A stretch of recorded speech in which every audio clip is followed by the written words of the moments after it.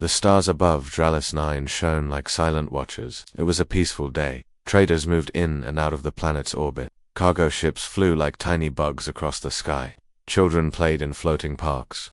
The aliens of Dralis 9 lived without fear, but everything changed in a moment. On the main orbital station, a red light blinked, then another. Then alarms began to scream. "Unidentified ship approaching," shouted a sensor officer. Commander Lurekvar, a tall, green-skinned Calfin, ran to the window. His 4 eyes narrowed. "What kind of ship?" he asked. No one answered. The screen lit up. A ship was slowly entering the planet's orbit. It was black, massive, and shaped like a blade. It had no known markings. Its size was unlike anything seen before. "It's bigger than a war moon," whispered an officer. Commander Lurek stared in silence. His voice came out low. "That is not one of ours." Suddenly, the screen flashed a message. "Warning, human signal detected." The room went silent. "Impossible," someone said. Humans had disappeared 500 years ago. Their home, Earth, was destroyed in the Great Collapse. The galaxy believed they were all gone. History books said the last human colony vanished centuries ago. But now, this ship was here, in orbit, watching. Across the galaxy, panic began. On planet Sereth, Council of the Athenio race met in fear. Their leader, high-voiced Krella, looked at the floating image of the battleship. "They say it is human," she said softly.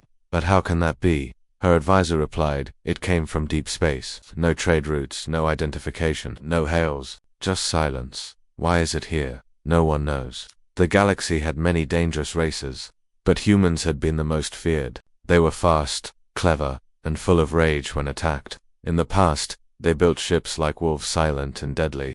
Then they vanished. Now one of their ships had returned. Back on Dralis 9, the battleship did not move.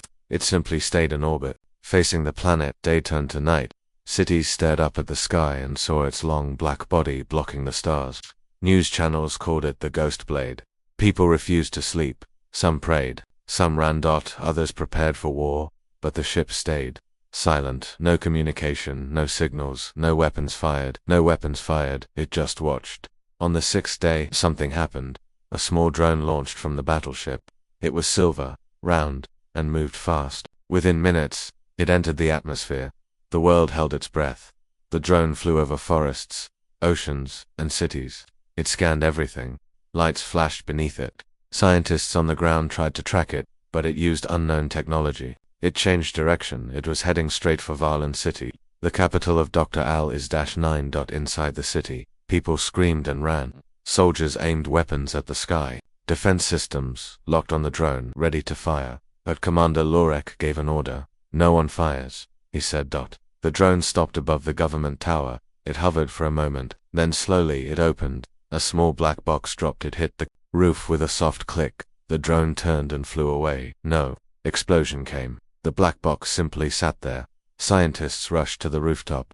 They wore suits and gloves, scared it might be a bomb.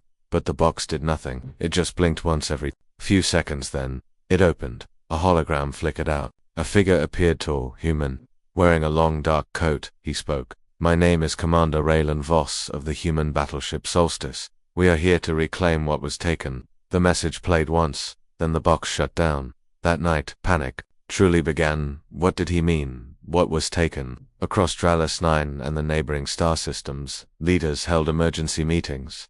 Every alien race remembered the last wars with humans. Entire planets had burned.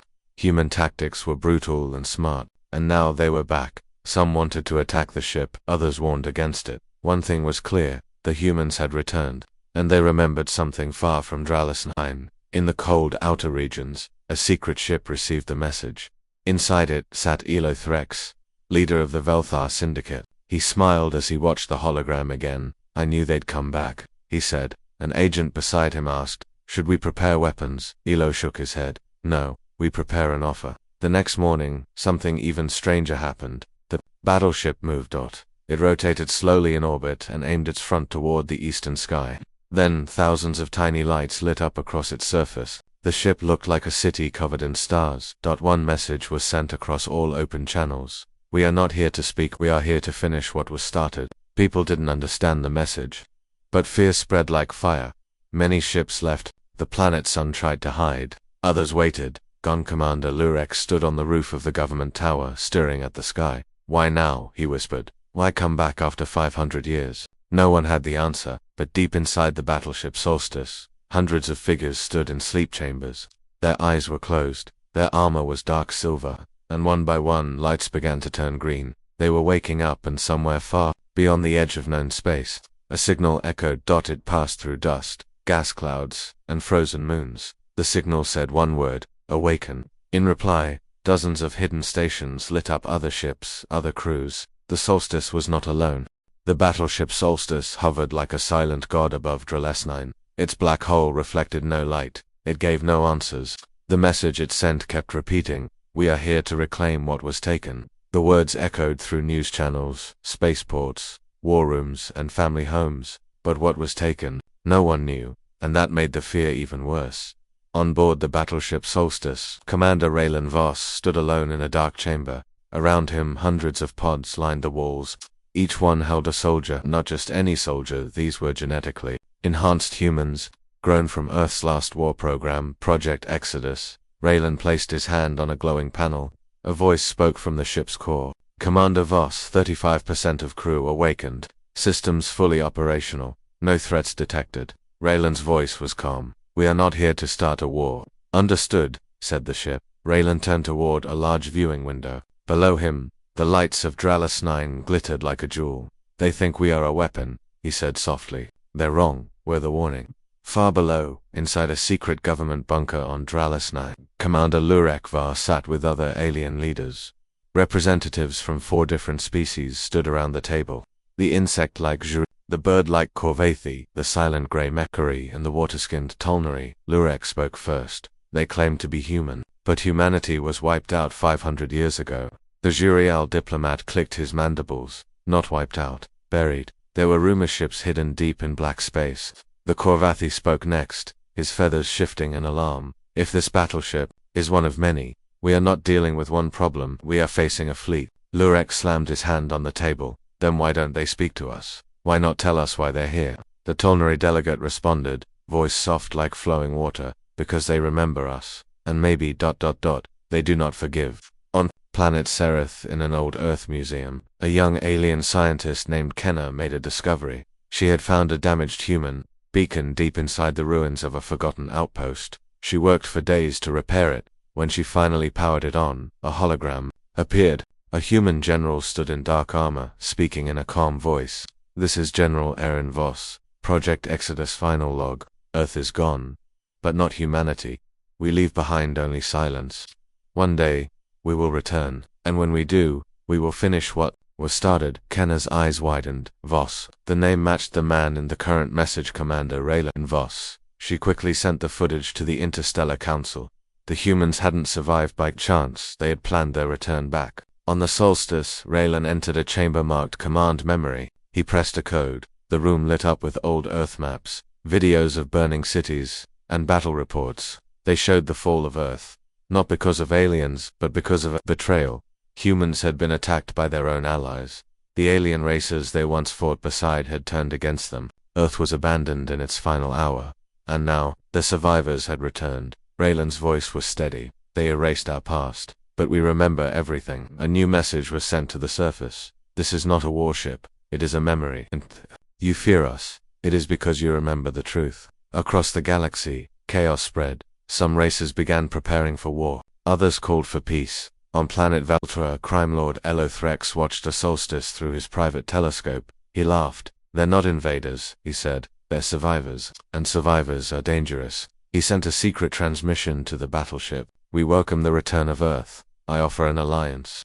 We have something you want. Raylan received the message but said nothing. He turned to the sleeping pods. Wake the next 20, he ordered. Begin surface scans. Look for the signal. Meanwhile, Commander Lurek made a bold move. He launched a shuttle toward the solstice. His goal was simple: make contact. The shuttle moved slowly, weapons off. Everyone watching thought the humans would destroy it, but the ship let it. Through Lurek's small craft entered a docking bay. He stepped out, heart pounding. Dark metal walls surrounded him. Cold, silent. Then footsteps echoed. Raylan Voss appeared tall. .com/human. He extended a hand. Welcome aboard, Commander Var. Lurek hesitated, then shook his hand. You could have killed us all, he said. Raylan replied. We didn't come to kill. Then, why are you here?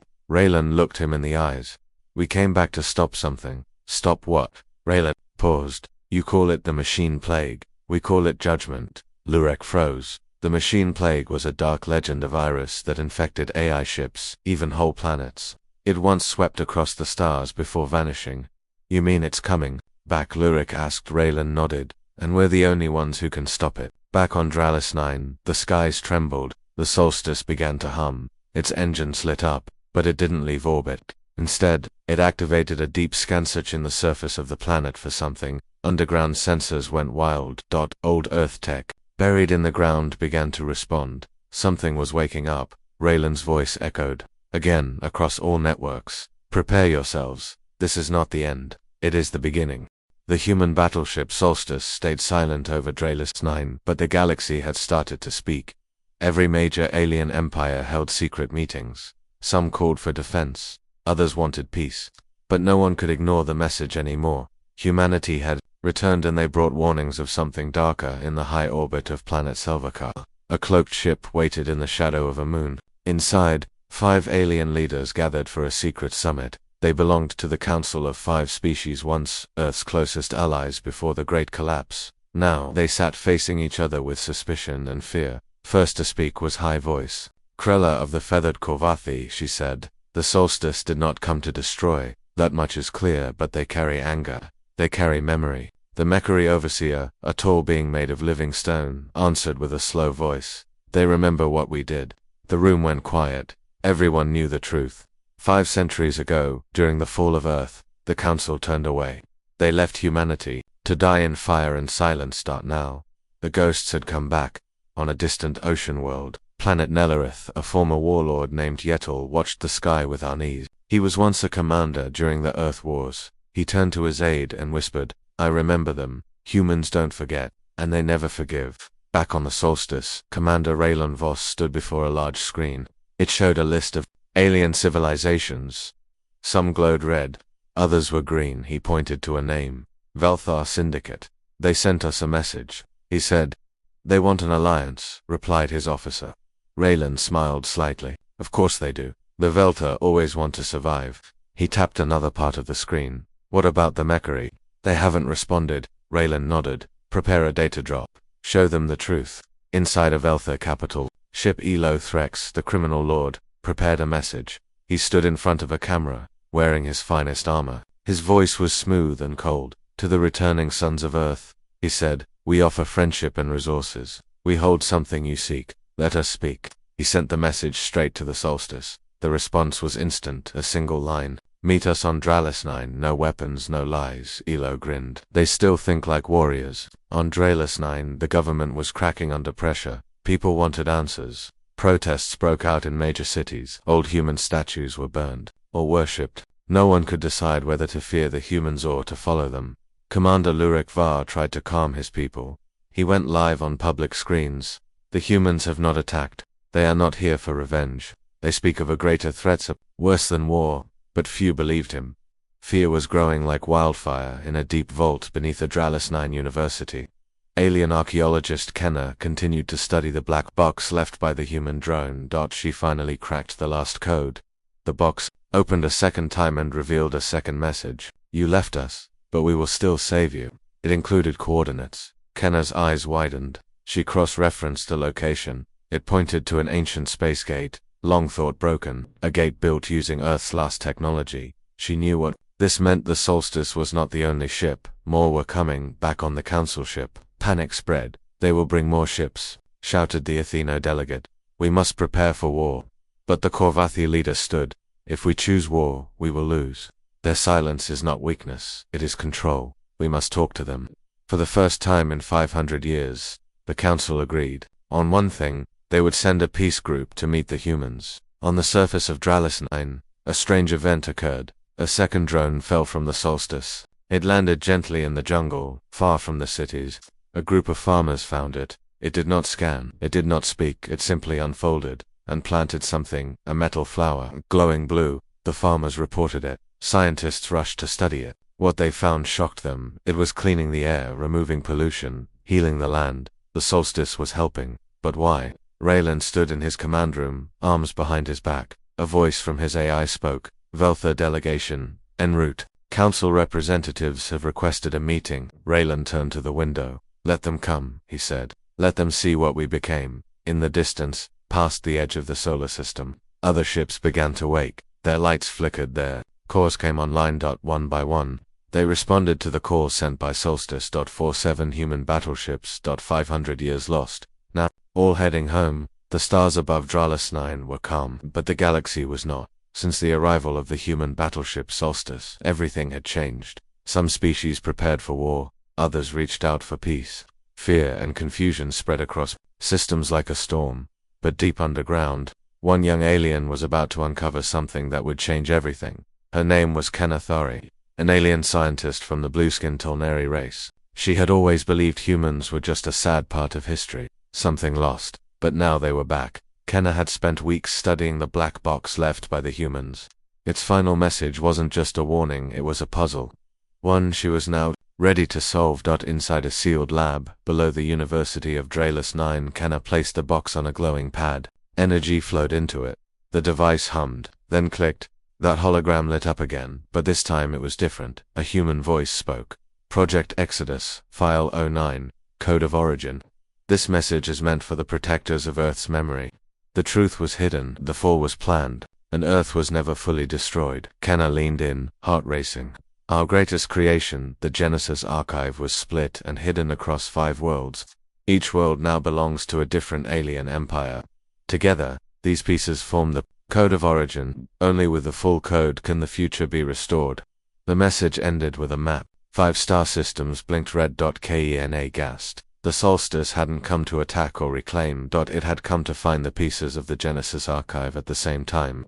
On board the Solstice, Commander Raylan Voss stood with his second-in-command, Arya. Vexed. He tapped the screen. All 5 systems are still active, he said. But we've only confirmed one location so far. Arya nodded. We have to be careful. The others won't give up their pieces without a fight. Raylan looked serious. They even know they have them. The first confirmed location was planet Brachus, home to the brutal Juriel Empire. Raylan ordered a stealth drone to enter Brachus orbit and scan deep zones of activity. In just a few hours, the drone found a 10-old human vault hidden under a military base. The Juriel were using it as a power source, and they didn't even know what it truly was. Raylan's voice echoed on a private channel. To the Juriel command, you are in possession of a Genesis fragment property of Earth. Return it peacefully, and no harm will come to your world. Refuse, and we will take it. The Juriel response came fast and full of anger. You do not command us, ghosts of Earth. Your time is over. This is our galaxy now. Within hours, Brachus activated full defense systems. War fleets were moved. Fighters launched. Raylan watched the preparations in silence. We gave them a chance. Meanwhile, Kenna contacted Commander Lurek. VAR. She showed him the message from the black box. Lurek was stunned. The Genesis archive, a human key to something larger. Kenna nodded. I believe it's a master file. Maybe a map, maybe a weapon, maybe both. But without the Code of Origin, we'll never know. Lurek made a decision. I must take this to Raylan Voss. That night, under heavy security, Kenna and Lurek flew a private shuttle to the Solstice. The ship allowed them in. Raylan met them in the command chamber. Kenna showed him the message and the map. Raylan's eyes widened for the first time. You cracked the box, he said. Kenna smiled. I'm good with puzzles. Raylan looked at Lurek. This changes everything. The galaxy thinks we came for revenge, but we came to rebuild. To rebuild what? Lurek asked. Raylan turned to the window. Our home. Far away, in the cold corners of the galaxy, the Juriel Empire made a mistake. They tried to reverse engineer the Genesis fragment, but the core activated a hidden defense system. A pulse exploded from the vault, melting their main base and shutting down all machines for 300 kilometers. Across the galaxy, the Solstice picked up the pulse. They tried to open it, Arya said. Raylan's face grew cold. They failed. Raylan gave the next order. Send message to Brachus. Tell them the past is not yours to own. The future will not ask your permission. Back in the Council of 5 Species, news of the Genesis archive caused panic. If the humans recover all the pieces, said one leader, they will become more powerful than before. But the Corvathi delegate shook her head. Maybe they need that power to stop something bigger. She pointed at a new signal found in the deep void. A fleet. Dozens of unknown ships, all heading toward the inner systems. And every one of them infected by the machine plague. On board the Solstice, Commander Voss stood before a hologram of Earth, burned, broken, blue. We lost everything, he whispered, but the code will help us return, not as conquerors, as guardians. Behind him, more pods lit up, more soldiers waking. The full crew of Solstice would soon be ready. The race for the Genesis archive had begun, and time was running out. The battleship Solstice had become the most watched object in the galaxy. It did not fire weapons, it did not take prisoners, it only searched. But now, it had found something. Deep inside a forgotten sector of space, a second signal had been triggered. Coordinates were locked, engines were engaged. Commander Raylan Voss gave the quiet order, set course for Grid 47. The second archive fragment is there. Back on Dralis 9, panic was rising again. News had leaked. The humans were collecting something called the Genesis Archiva, a powerful ancient code split into 5 parts. The galaxy didn't know what it truly did, but they feared it. Some believed it was a weapon, others thought it could control minds. No one knew the truth. Only the Solstice and its commander knew that it held the secret to humanity's return, and possibly the galaxy's survival. Meanwhile, Kenna, the alien scientist, was on board the Solstice, standing in front of a large vault chamber. Raylan had brought her here to show her the truth. As the heavy doors opened, she gasped. Rows upon rows of tall black pods lined the chamber walls. Each pod held a human. Sleeping. Frozen in time. Raylan spoke quietly behind her. This is the second generation of Earth. We call them the Echo. The Echo soldiers were not born in normal ways. They were designed, trained, and stored long before Earth's fall. Built for one purpose: to protect the last hope of mankind. Kenna touched the glass of one pod. A human woman inside had silver veins running through her arms and a calm expression on her face. She doesn't look like a soldier, Kenna whispered. Raylan replied. She's not, until she's needed. In the command chamber, an alarm sounded. Signal from Grid 47 is confirmed. We've found another ship. The screen showed a massive station buried inside an asteroid field. But it wasn't empty.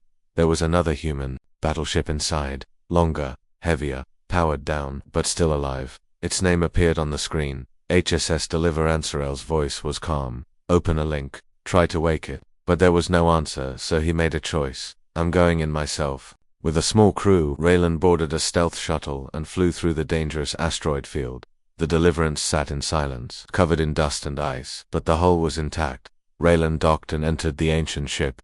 The air inside was thin, but breathable systems were dark. Gravity was weak. As they moved deeper, Raylan saw signs of age and something else. Claw marks. One of the crew whispered. Was it attacked? Raylan didn't answer. His eyes scanned the walls. Then they reached the cryo-chamber. Most of the pods were intact, but some were shattered. Something had broken out, or broken in. Suddenly a voice crackled from the main screen. Deliverance systems online. Welcome back, Commander Voss. Raylan stepped forward. The AI of the Deliverance was waking. He gave it a simple command. Status report: 78% of crew still in cryo. Defense systems offline. Outer damage caused by breach and known lifeforms. Internal contamination negative. Raylan turned to his crew. We need to power it up. We bring this ship home. Back on Solstice, Aria Vex noticed something strange. Multiple ships had entered the Grid 47 sector. They weren't human. They weren't friendly. A Velthar scout fleet was watching them. Quietly, she opened a direct channel. This is Commander Aria Vex of Solstice. Identify yourself. No answer, but then one of the ships fired a warning shot. Inside the Deliverance, alarms lit up red. We're under fire. One officer shouted. Ray didn't flinch. Start remote jump sequence. Get the crew out. Bring Deliverance online. The engines of the old ship began to glow. Raylan gave the order. Wake the first 50 soldiers. Outside, Solstice deployed its defense grid. Hundreds of drones activated and surrounded the asteroid field. The Velthor fleet fired again, this time aiming to destroy the sleeping battleship. But before the missiles could hit, something happened. The Deliverance came alive. Lights along its body blinked on. Shields flared, and then it spoke. Deliverance activated. Weapon systems powered up. And in seconds, the Velthor ships were forced to retreat. Raylan stood on the bridge of the Deliverance as it slowly flew out of the asteroid field. This is only the beginning, he said. Aria's voice came in through comms. We've confirmed another Genesis fragment. Location: Sector 11 inside Mechary space. Raylan nodded. Prepare the fleet. We'll need more than one ship now. In the far edges of the galaxy, the machine plague was spreading again. Infected satellites blinked to life, derelict stations turned toward inhabited systems, and unknown signals pulsed from the darkness, but they were not random. They were searching for something, for humans. Back on Dralis 9, people watched the sky in fear and wonder. Now 2 ships floated in orbit, the Solstice and the Deliverance, 2 ships that had once belonged to ghosts, now fully awake. And more were still out there. The hidden fleet was returning. 2 human warships now hovered above. Dr. Al is -9. Solstice and Deliverance, silent giants from a forgotten time, had returned. Their lights blinked softly like watchful eyes. Their weapons were powered but quiet. But the galaxy wasn't quiet anymore, was burning. News of the humans reactivating ancient ships spread faster than light. In the dark space between stars, fear grew. Some called the humans the protectors. Others called them the final threat. In both cases, civilizations began to react, and not all reactions were peaceful. On the desert world, Thanos, the ruling empire of the Juriel, declared a full military alert. The humans lie, said their supreme marshal. They speak of peace, but collect ancient powers. They want to rule again. Within hours, fortress cities went into lockdown. Orbital cannons were charged. Drones circled the skies. The first of the Genesis archive pieces, the one the Juriel had, was placed deep underground, guarded by war machines. They would not give it up. Meanwhile, inside the Solstice, Commander Raylan Voss met with his officers and allies. The hologram of the galaxy showed 3 Genesis fragment locations confirmed, 2 remaining, but new signals were spreading fast. Panic, mobilization, violence. Arya Vex frowned. They're lighting their own systems on fire to keep us out, Raylan replied. They would rather destroy what they don't understand than face what's coming. Far across the stars, a planet called Alathian fell into chaos. It wasn't because of the humans, it was because the machine plague had arrived. The infection started small, only in one abandoned AI-controlled city, but in less than 2 days, machines across the planet turned hostile. Satellites crashed, power grids failed, robotic workers became weapons. Billions screamed. The government tried to contact the Solstice. They begged, please, help us. You said you were here to stop this. But the Solstice was far away, and by the time the message reached Raylan, Alathian was already lost. In the central station of Dralis 9, Kenathari and Commander Lurek Var watched the footage. The sky of Alathian was red. Its oceans burned. Its cities drowned in machine fire. Kenna whispered, "This is the real war, not between species, but between creation and corruption," Lurek replied, and the humans saw it coming first. Back in orbit, a new message was sent from the Deliverance. It echoed across all major systems. The machine plague has returned. It is not a myth. It is real, and it is spreading. The Genesis archive is not a weapon. It is a cure. Help us recover it, or watch your worlds fall. On some planets, this message gave hope. On others, it was ignored. And in some empires, like the Velthar Syndicate, it triggered betrayal. Eloth Rex, the Velthar warlord, sent a hidden fleet toward Sector 11, where the next Genesis piece was located inside Mechari space. He wanted it for himself, but he was not the only one. The Council of Five sent their own ships. The Juriel sent assassins. Even pirates joined the hunt. The race had begun, and every step brought the galaxy closer to war. Meanwhile, inside the Solstice, Raylan opened the final file from Earth's memory core. It showed a map of old Earth, destroyed cities, silent skies. One voice spoke, "If you find this message, we failed, but you are the last hope. Not just for Earth, for everything," Raylan whispered. "We won't fail again." That night, across 5 different systems, riots broke out. Some wanted to join the humans, others wanted them gone.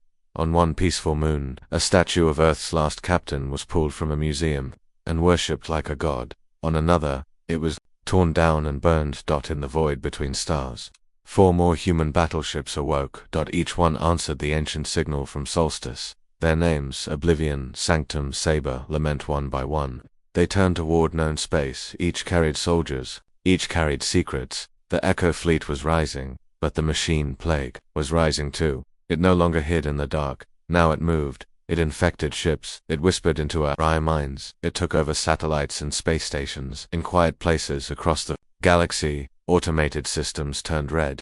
And one single command repeated over and over again: erase. Raylan knew time was running out. He stood before a war map, watching fires appear across star systems.